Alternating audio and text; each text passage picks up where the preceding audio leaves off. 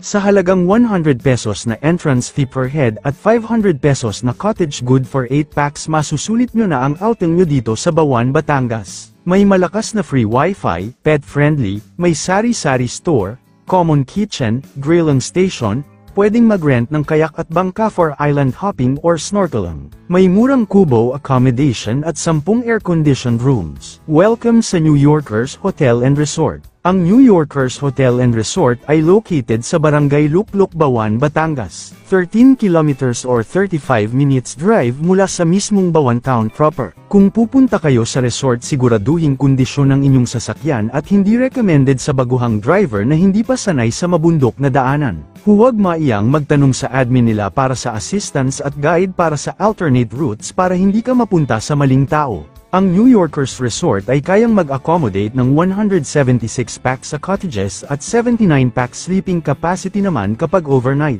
Pwede nyong rentahan ang kanilang kubo accommodation sa halagang 2,000 pesos lamang kapag day tour at 2,500 pesos naman kapag overnight. Ang kubo ay kayang mag-accommodate ng hanggang 4 packs. Available rin ang kanilang Coco Tree Fan Room na kayang mag-accommodate ng 4 packs sa halagang 2,500 pesos kapag day tour at 3,000 pesos naman kapag overnight. Meron din silang 10 air-conditioned rooms na pwede nyong pagpilian depende sa kung ilang packs kayo. Pwedeng rentahan ng